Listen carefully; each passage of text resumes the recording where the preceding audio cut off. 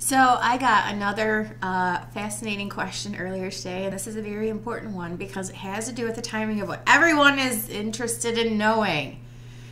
And the question that I got, the second question, or the follow-up question I got to this was, aren't these things for Israel and not for the church? And the answer to that would be yes. But the timing of what everyone wants to know is in the Old Testament prophecies for Israel. And that is the difference between Jubilee, declaration on a day, and the Jubilee year. See, Leviticus 25 is where these prophecies come from. And there is a group of passages that relate specifically to Jubilee, or to years. And there is another specific verse which relates to declaration of Jubilee on a specific day. And these are not the same. And I think this is the difference that confuses a lot of people, is that people associate the day, singular day, annual, upon which Jubilee was declared, with the beginning of a Jubilee year. And it's not the same thing. So let's explain this. And yes, this would be for Israel, because the declaration of, the years, the count to begin the years, or the event with which to begin the count of the years, was given in Leviticus 25, 1 through 8, as when Israel comes into her land. It's a benchmark event, a one-time benchmark event which begins a count. The count is to begin counting Sabbaths of years. Similar to the days of creation, where God created on 6 days and on the seventh day God rested. There is a Sabbath period for the land, which is 6 years the land gets worked, and in the seventh year the land rests. So there is, upon this benchmark event, this one-time benchmark event of Israel entering the land, they are to begin a count, 7 years. Then they are to number 7 Sabbaths of years, or 7 periods of 7 years, for the space of 49 years. Okay? Well, just like we have a New Year's Day, there is a benchmark event which begins a count on our calendar every year. The count begins with January 1st, and there's 365 days, and then January 1st, and then 365 days, and then January 1st. This is no different. There's a benchmark event which tells you to begin the count Nisan 10. And then there's 360 some days, 360, 360, whatever calendar you're counting on. And then there's Nisan 10, begin the count again. Nisan 10, begin the count again for 7 years. And then you multiply that by 7, and that's how you count these cycles. But they're all going to have the same starting day, and the starting day is established based on the one-time benchmark event of Israel coming into her land, bookmarked in Joshua 4:19 as the 10th day of the first month. And then the 50th year of this cycle, a whole year is dedicated from that Nisan 10 through Nisan 9 until the beginning of the next year. There's a whole year that is set aside for restoration of rights, granting of liberties, restoration to original ownership, which the rest of the chapter of Leviticus 25 details. And then you begin the counts all over again. Because this cycle was given with a one-time starting point and a particular method of counting, which is Nisan 10 to Nisan 10 to Nisan 10 7 times, then count 7 to 49 years, and then in the 50th year. So every 50th year is going to be a restoration to original ownership, a freedom from bondage, setting captives free, all of that. Okay? And then there's a specific command given in Leviticus 25:9 that says, in the 10th day of the 7th month, there's supposed to be a declaration of Jubilee. This has nothing to do with any sabbatical years or Jubilee years. It is a specific day upon which Jubilee is to be declared. And that is the Day of Atonement, the 10th day of the 7th month. You shall proclaim liberty throughout all the land.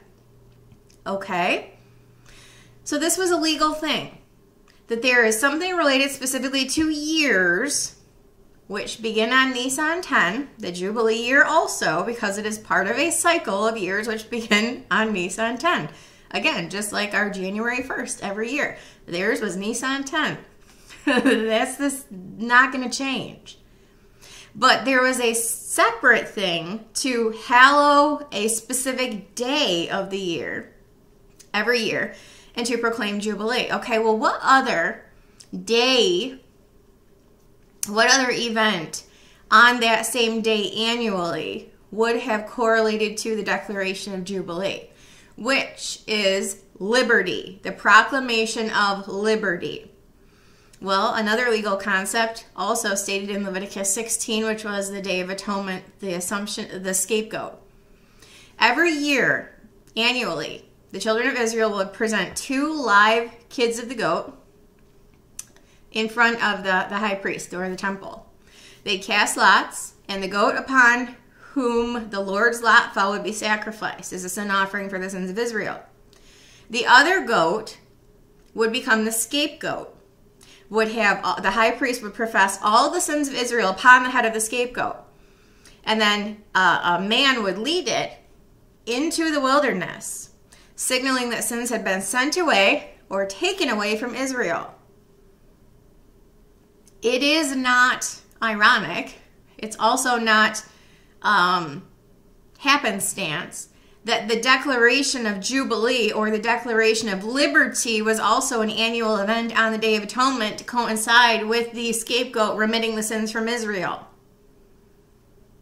So the law, being forward-looking to Christ, these 2 Day of Atonement events where you've got the scapegoat bearing the sins of Israel away from Israel, led into the wilderness to die of elements, starvation, be torn apart by wild beasts, whatever. The sins no longer belonged to Israel. It was an annual remembrance of sins where they would profess them over the head of an innocent animal and send the innocent animal off to its death.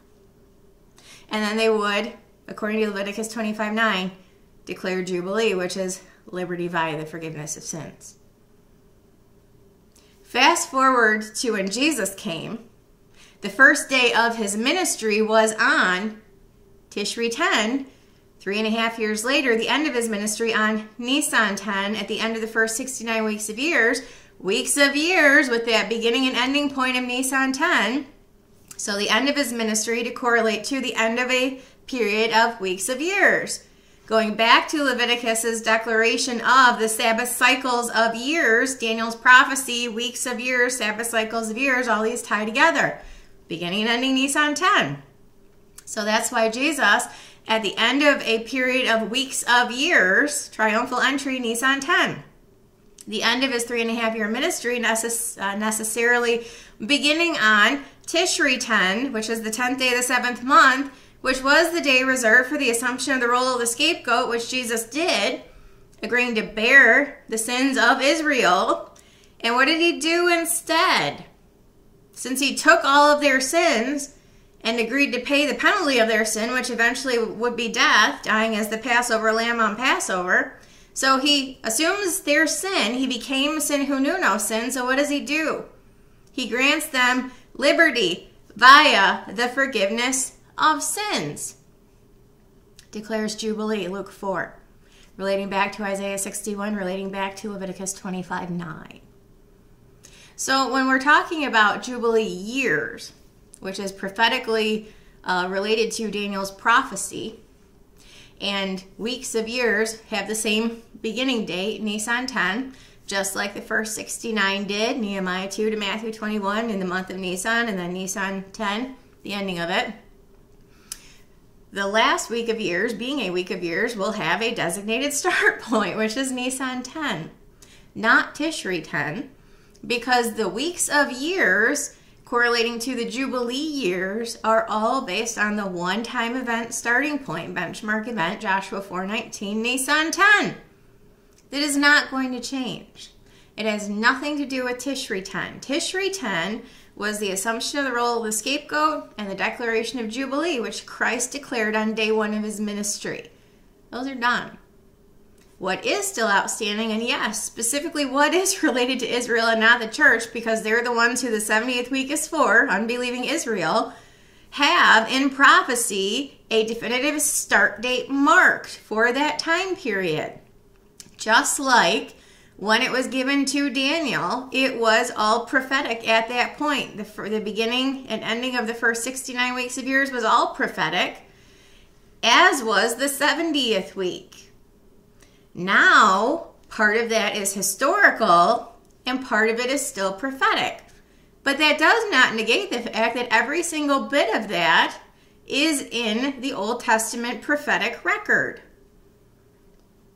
We just have to know where to look. What people are more interested in, since that relates to Israel in a time period that we believers will not be present for, they're just more interested in the rapture.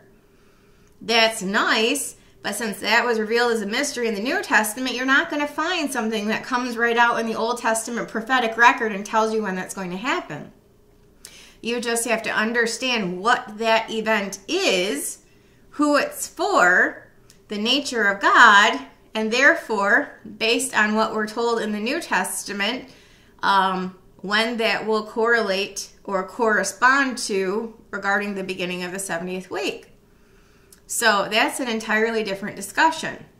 However, the information that we're seeking about the end times and when the resumption of the 70th week will be, or Daniel's 70 weeks will be, the resumption of that prophecy, that is stated in the Old Testament prophetic record. That is what, if we want to know when the rapture is going to happen, we should be studying. Because we have a firm endpoint by which we must be gone. And then you can use what we know about God and about what we find written about the rapture of the church in the New Testament to tell us precisely, or at least pretty closely, when the rapture would happen in correlation to what the Old Testament prophetic record tells us the 70th week will start, or when it will start. So I hope they answered the question as to what the differentiation between Nisan 10 and Tishri 10, what the differences as going through the chapter of Leviticus 25, what counts relate to days, what relates to years. There's only one verse that relates specifically to the declaration of Jubilee on a day, has nothing to do with Jubilee years or the sabbatical cycle years. So I hope that clarified the question at hand, why we're not looking for Tishri 10 as the start of anything related to weeks of years or Jubilee years, why we would only look to Nisan 10, because that's when that cycle started. So any questions, comments, let me know. See you later.